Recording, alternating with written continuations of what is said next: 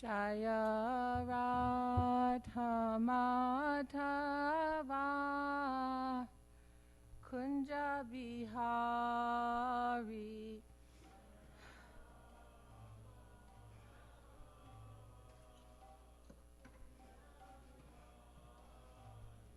Jaya Radha Madhava Kunja Bihari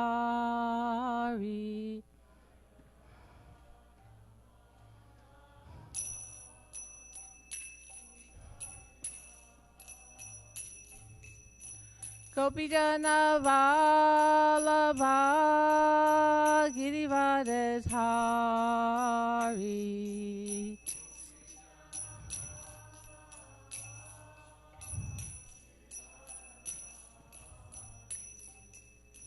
Gopijana Vallabha Girivardhari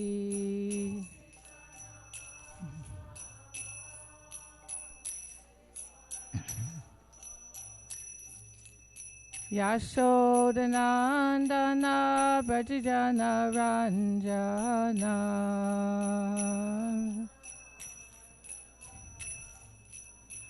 Yashodanandana Brajajana Ranjana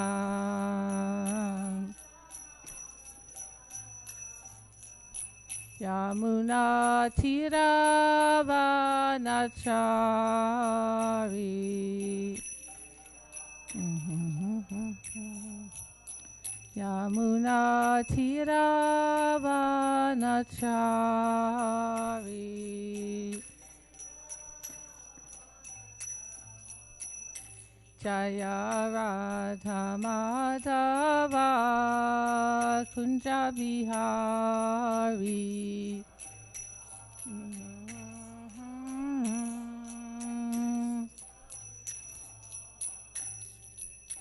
Gopijana Vallabha Girivardhari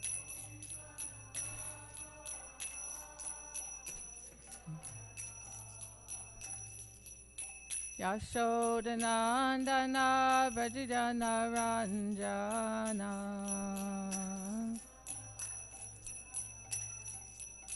Yamuna Tiravanachari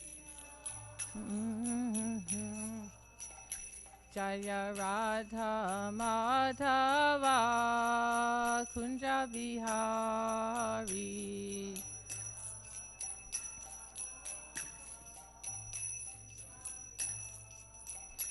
Jaya Radha Madhava Kunja Bihari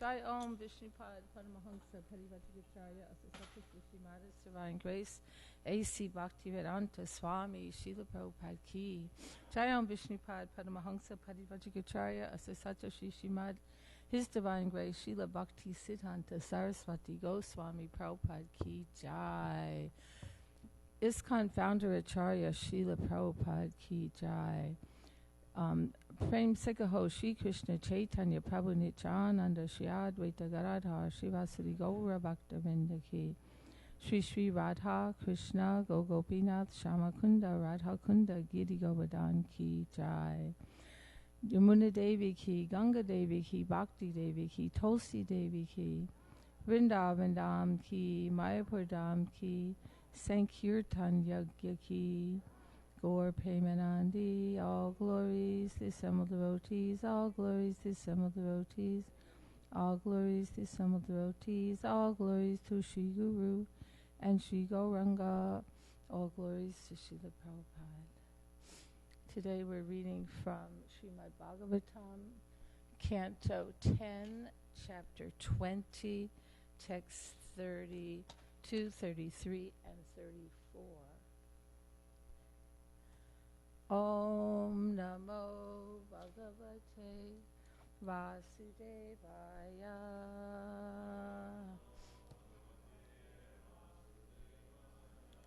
Om Om Namo Bhagavate Vasudevaya.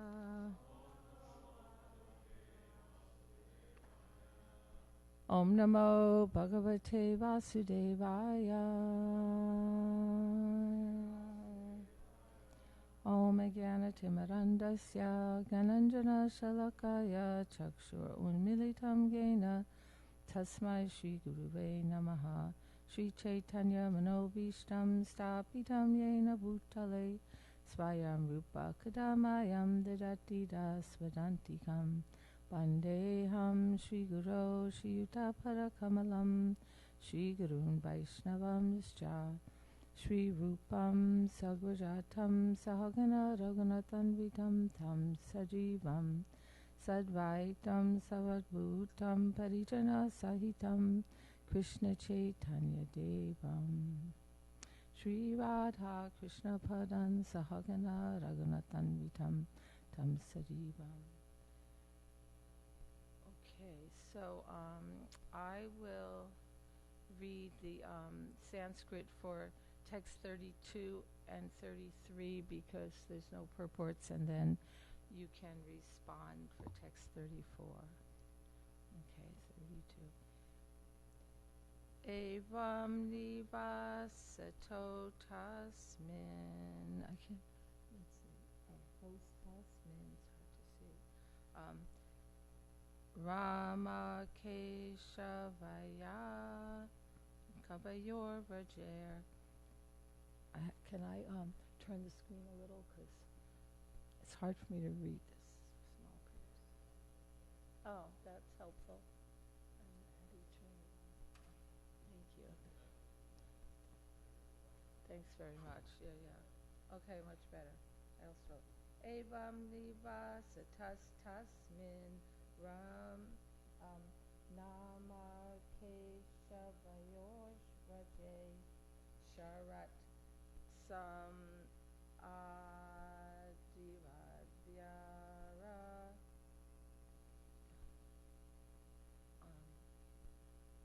svacha. I have to get better glasses. Sorry. Svachim paparishadila.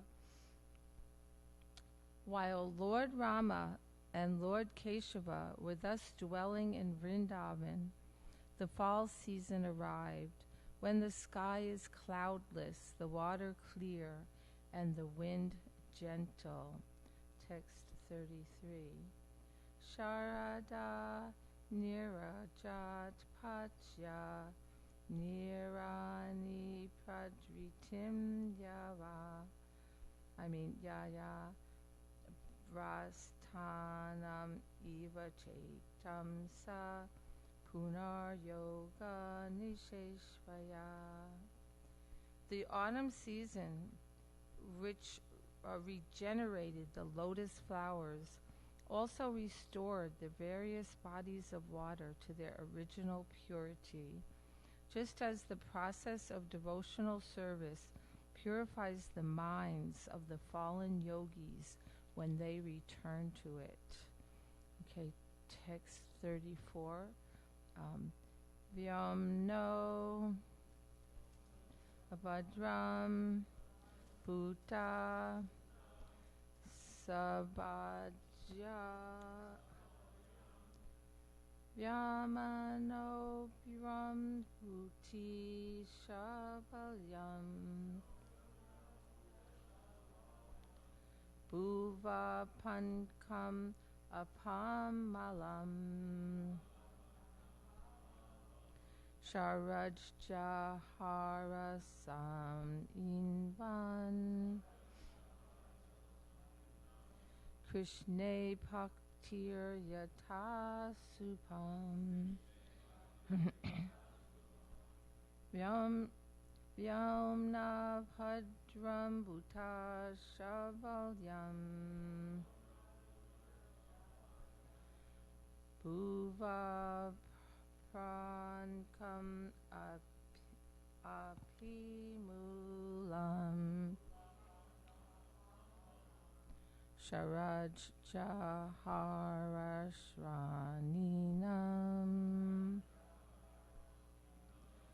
Krishna Bhaktir Yata Shubham.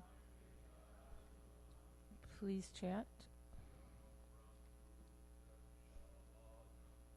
Yome Vambuta Shalmanam Yafasalalam Sahasrasvajam Salinam Krishna Bhaktir Vishabhidam Yome Pachupada Shalam Uvamadam Havilam Sharashahara Shalinam Krishna Bhaktir Yatasabam Yome Pabhuta Shalanam Ulapankama Pamalam Sahajrasavasaminam Krishna Bhaktir Yatasubham. Anyone else want to try? Vyoma, in the sky, up from the clouds. Bhuta, of the animals. Shabalyam, the crowded condition. Bhuva, of the earth.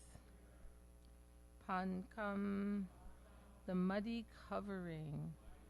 Apan, of the water. Malam, the contamination. Sharat, the autumn season. Jaharsra, removed. Ashman inam, of the members of the 4 different spiritual orders of human society. Krishna, for Lord Krishna. Bhakti, devotional service.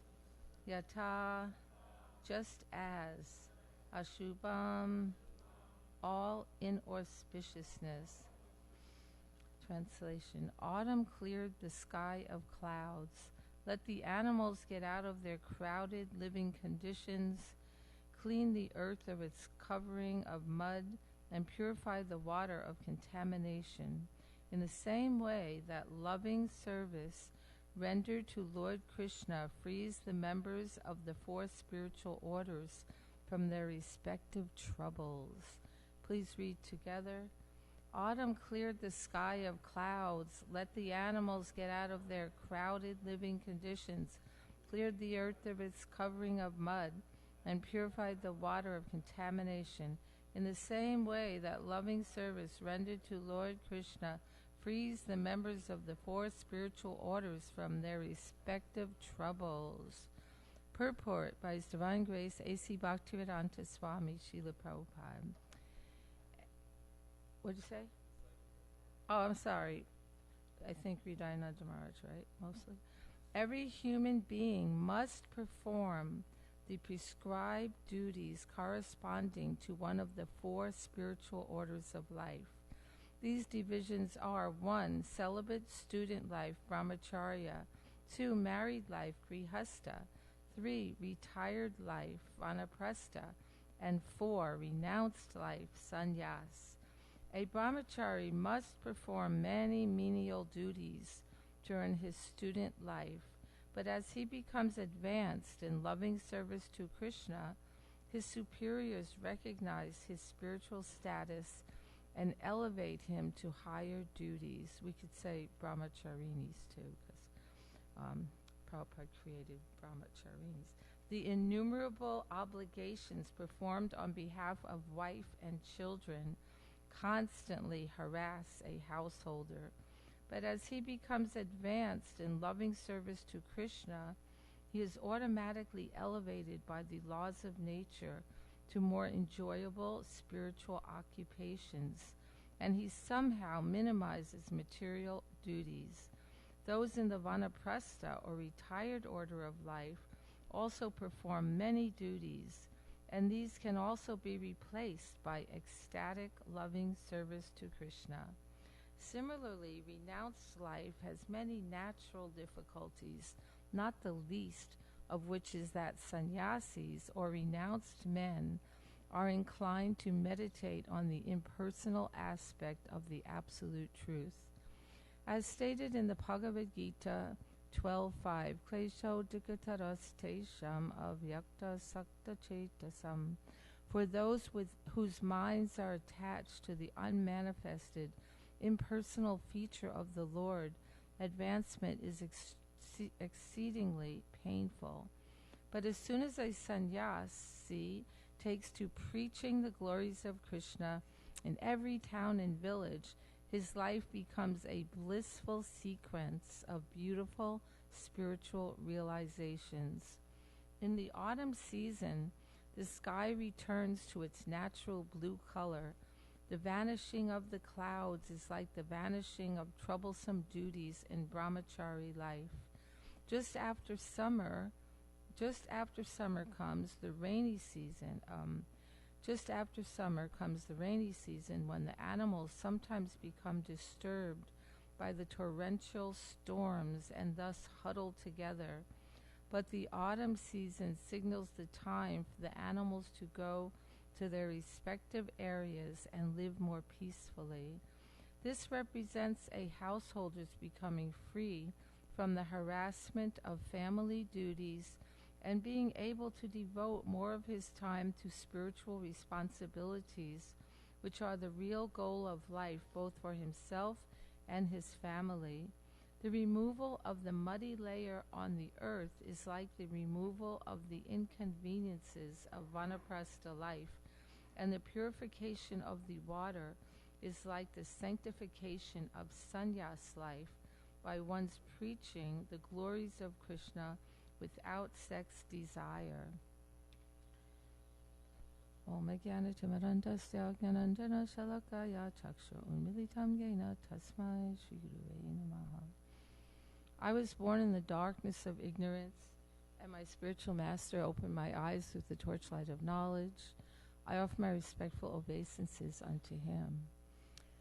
In 1961, Srila Prabhupada was invited to Japan to attend the Congress for Culture of the Human Spirit.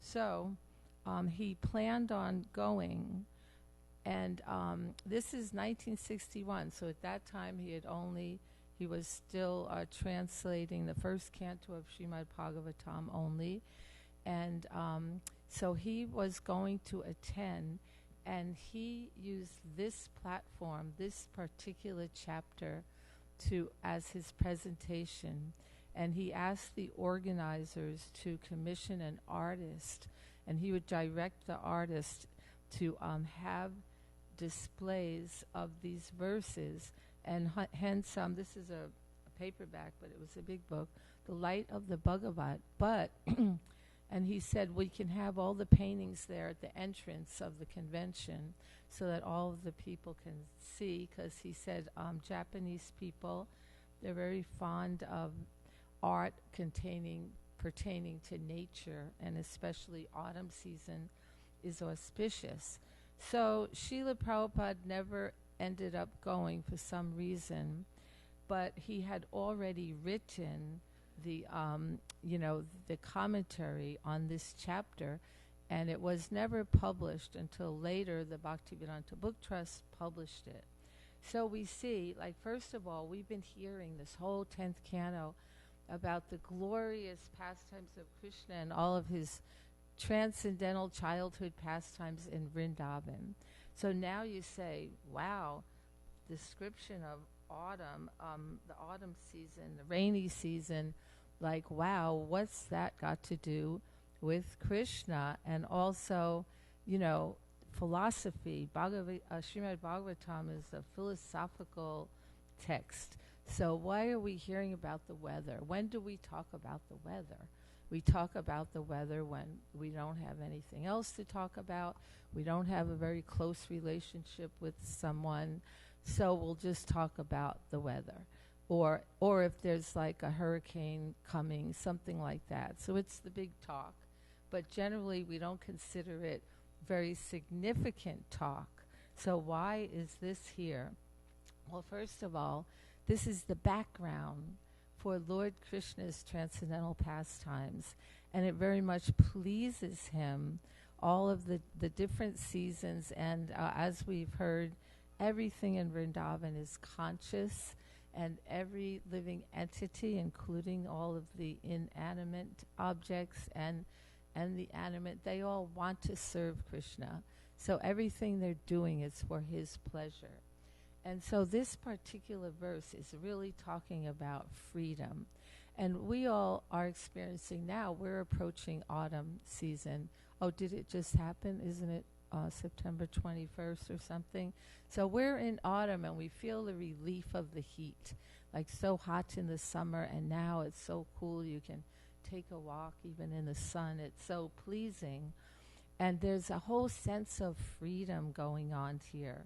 So this is talking of the four varnas, and the four varnas, ashrams, each one imposes its own austerities or difficulties, you could say.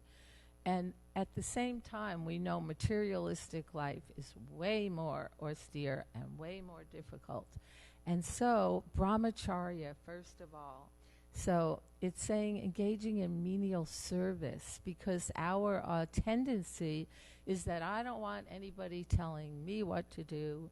I want to do what I want to do, and I want to enjoy.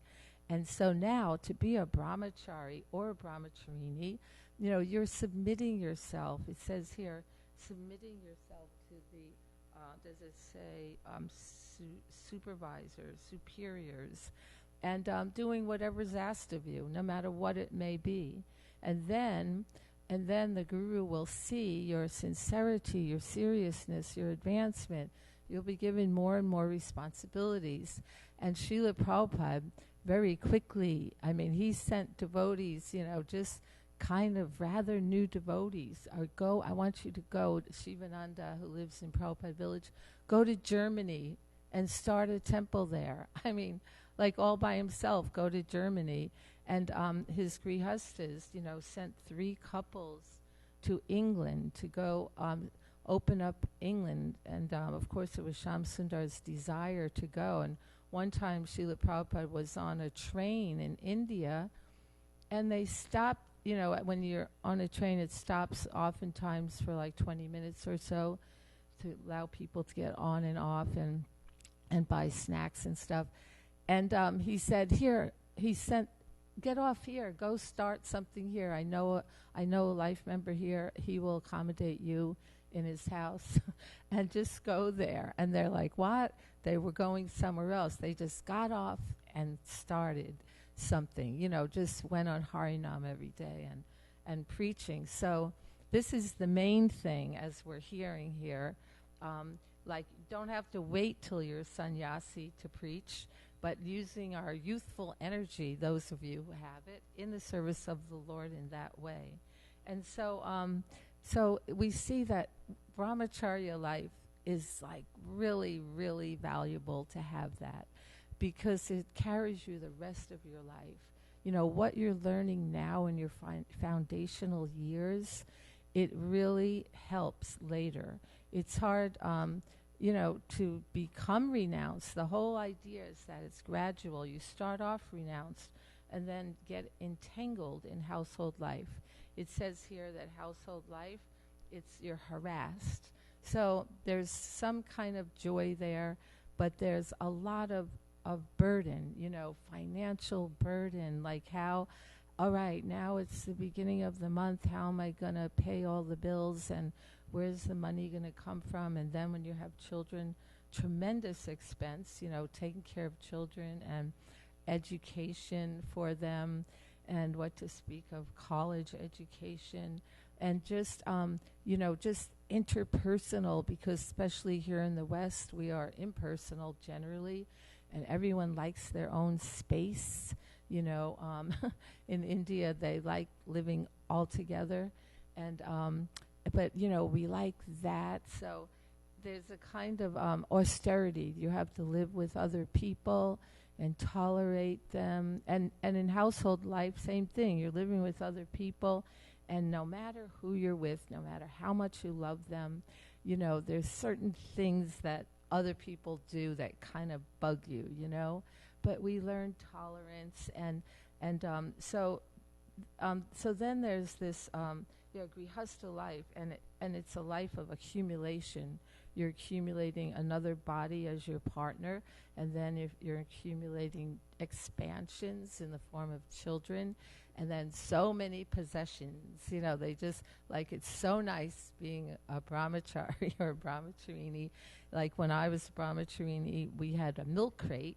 A milk crate was for all of our clothes and 4 saris hanging up, and that's it, and there's a communal library. You don't even have any of your own books or anything, and no money at all. Like, if I remember my grandfather used to send me $10 for my birthday, immediately hand it right over to the treasurer. Like, we wouldn't keep a penny for ourselves, And so it's so nice, though, to have a strong foundation. And what's the basis? It's study.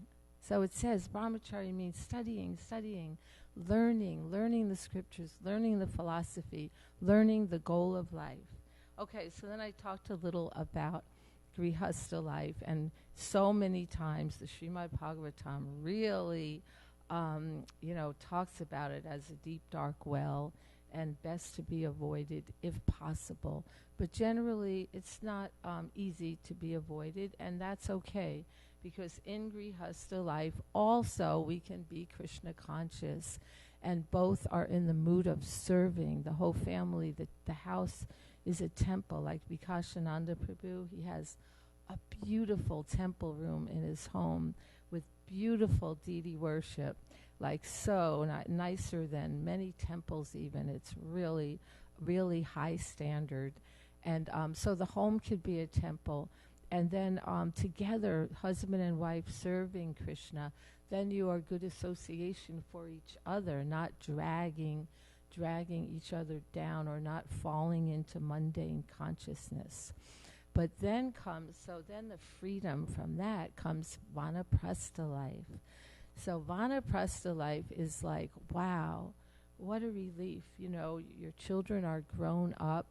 Your children have moved out on their own, and you have more time to focus on what's essential in life. So what's essential is serving the Lord, hearing and chanting about the Lord, and serving others, spreading Krishna consciousness, giving Krishna to others. And so vanaprastha, we see that in Indian culture, Vaishnava culture especially, but I think in general in India, the children are taught from a young age, and they see the example. Often their grandparents are living in the home. And traditionally, the boys always stay home. And so if you have 3 sons, all of them will be home. When they get married, their wives come and live there, and their children, just like the Raval family in New Jersey, 7 brothers, and they have a big house. They all, now some of them have gone to India and places, but like 5 brothers, all their wives, all their children, their parents, the father just passed away. But they know this is how it is, that you take care of your elderly parents. The problem here, and the problem is if you're a devotee and your parents are not a devotee, it's a little bit of a problem about the association. Even though my children are devotees, I wouldn't want to live with them, and they would not want to live with me. So it's we see in Indian culture there's tolerance. I mean, the children feel indebted. Like, my parents took care of me, and now let me take care of them. And they know that's my obligation. Since they're very young children, they've seen that their parents took care of their parents, and they're going to do that. And that's how it's meant to be. Now, of course, but then again, like I say, we find there's incompatibilities. I think I've seen in different homes, Indian homes, they have their elderly parents, and sometimes the parents are much stricter devotees than them, so they have to tolerate. The parents live there quietly, tolerating, rendering service, cooking, helping take care of the children and everything. But it's a kind of security. Like here we have governmental, welfare and all of that. And in India, they don't have that. So you're really dependent on your children to take care of you. And so now what about ISKCON? What have we set up? We want everyone to take to Vanaprastha life. So what's the alternatives? Like here, we've given our whole life to ISKCON, our whole adult life. We, since a young age. And then what happens when we're no longer able, when we're too old, perhaps physically, to render much devotional service, except internal service, and no longer able to contribute financially, then what will happen to us? Like, is ISKCON prepared to take care of all of the elderly Vanaprasthas? Like, are they? Like, suppose right now we have in this community several women especially, they have no husbands and they have no children, some of them. So that's out of the question, so who's going to take care of them? So really, it's explained, it's the duty of the grihastas to take care of brahmacharis, vanaprasthas, and sannyasis. So of course sannyasis are well taken care of in ISKCON as far as I can see. But vanaprasthas, it's something fast approaching as many of us become older now in our 60s and 70s. And, in another 10 years, what is going to happen? So I see like on our WhatsApp group, like people are raising like $50,000 for people we don't even know, like someone in India. Somebody knows them, but we don't know them, and they're far away. They haven't even been in ISKCON, haven't even contributed to ISKCON at all. And here we are donating mega dollars to people we don't know, or just for, things that, it's one of the duties of a grihasta. They must give in charity. That's part of it. So you have to give. But why not give, set up something for vanaprasthas so that they can retire peacefully? Like you have two nice brahmacharini ashrams here where everyone has their own rooms. We never had that in the old days. It was lots of people in a room, as many as would fit in a room. And so why not set up a fund, vanaprastha fund, and maybe because for an old lady, say, to come and live in the brahmacharini ashram, it might be a little bit taxing, you could say. So why not have ashrams for older ladies or widows, like that, and funnel some funds there. Now, like in the old days, we had no money. There was hardly any money at all, and some temples couldn't even buy nice food, very, very basic food. And now, because especially our Indian congregation is so industrious and so much able to stay focused on Krishna and at the same time engage in their occupational duties and generate funds, it's very different now. So anyway, just a little plug for that, a little plug for thinking of the future of maintaining those who have given their life to ISKCON but are no longer able to continue in the same capacity. Not that we can blame. Like each individual temple can only do so much, as far as material facility, providing housing, and then what to speak of medical care and all of that. So anyway, just a thought. But it's talking about freedom, this verse, breaking out of the restrictions, and restrictions must be there. Sense control is essential for spiritual advancement. And then it's not that we give up sense control, but what happens is there's a higher taste. Like as he explained here about, this is very nice wording here. Oh, here they are. Okay. So I like this here where he says, so a householder, after being constantly harassed, he becomes advanced in loving service to Krishna, and then he's automatically elevated by the laws of nature to a more enjoyable spiritual occupation. And then he somehow minimizes material duties, but I was looking for that about the blissful, that it's that he gets to experience the blissful life of Krishna consciousness. So that is there. Oh, here we go. Next sentence. Sorry. In the Vanaprastha, or retired order of life, they also perform many duties, and these can also be replaced by ecstatic, loving service to Krishna. So that's the idea that this, devotional service to Krishna, this is what clears away the clouds. Like here, this is all metaphorical, this whole chapter, and especially in Srila Prabhupada's Light of the Bhagavat, which Hridayananda Maharaj, I believe, has taken verbatim much of this into the purports in this chapter. And it's compared, the clouds are like in essence, since everything is the Lord's energy and His creation, the material sky is also the spiritual sky, only thing it's covered. So that covering is like the modes of nature. But when the modes clear, like when those dark clouds clear, we can see the sky clearly. And that is like the pure Krishna conscious state.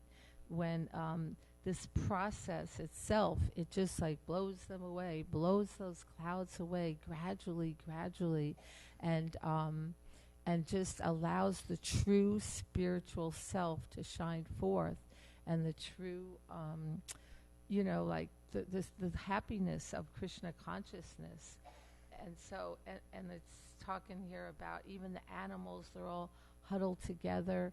And then in the rain, the torrential rain, so the rain is like those modes of nature pounding on us, and the material senses pulling us in all different directions.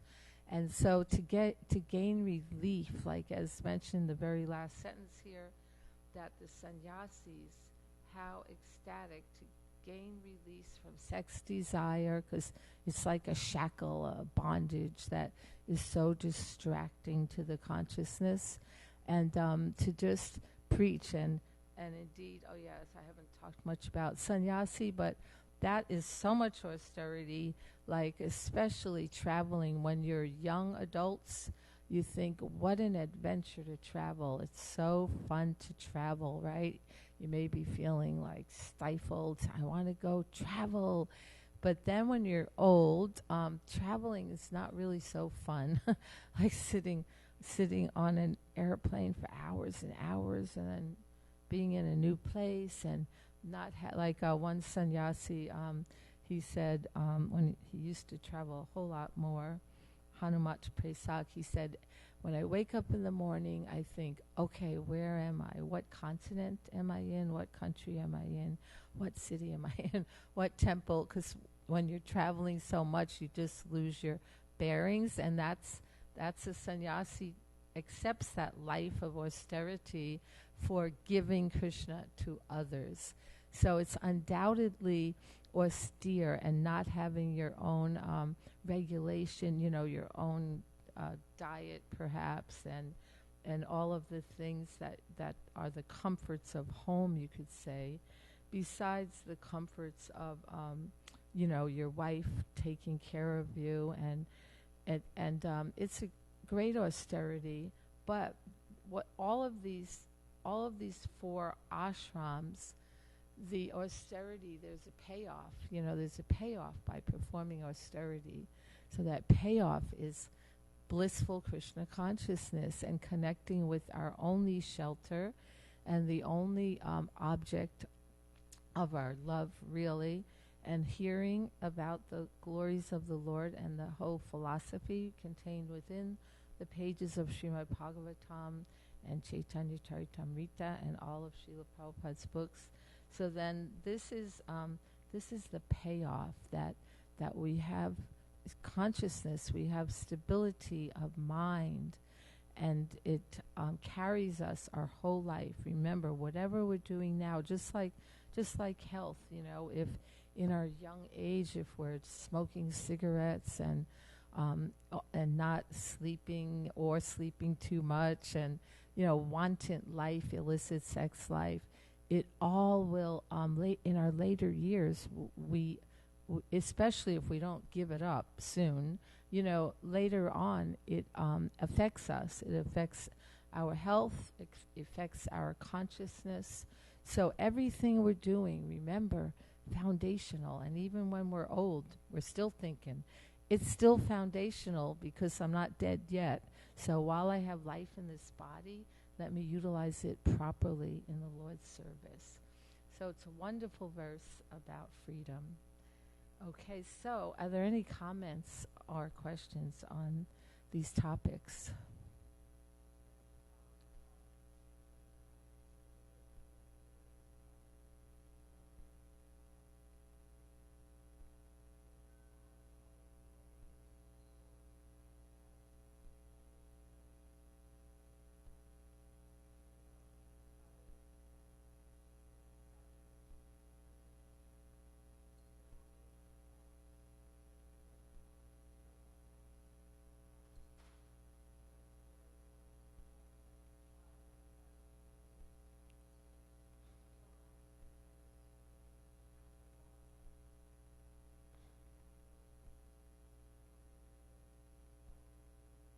Mm-hmm. So since we can't pass the mic around due to COVID, Rudrani Prabhu is reiterating this point, the importance of developing a very solid foundation and how that is going to carry us throughout our life and like really absorbing everything you can, Krishna conscious, taking it in, putting yourself out on a limb, not like wanting a comfort zone. Although Krishna consciousness gives freedom from distress, one of the first benefits, but that's not our whole motivation to join that now. Shanti, shanti, shanti. Peacefulness. Prabhupada did not sit down and have peacefulness, but at 80 years old, traveling the world, giving Krishna consciousness. Okay, anything else real quick, Drista Prabhu?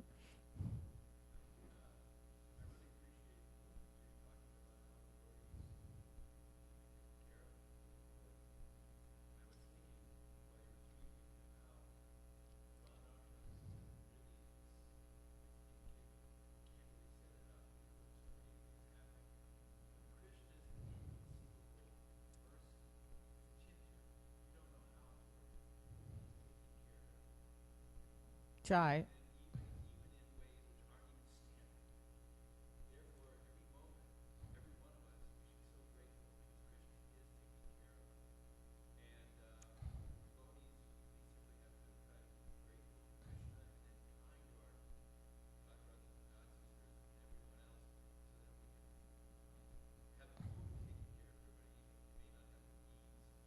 Right. Great point. And I did mean to mention that, how Krishna's taking care of us. Even though Drista Prabhu is talking about that, having faith. Like even my children say, don't you have any security for your old age? I said, Krishna took care of me my whole life. Why is he going to abandon me? So like that, remembering Krishna's the one taking care of us. Jai, that's a good point. I meant to mention that. Right. Yeah.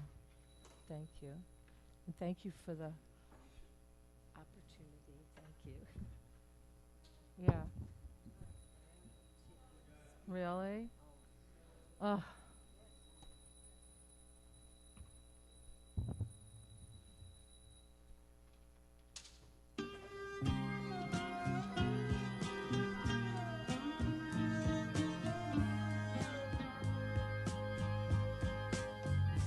Govindam Adipurusha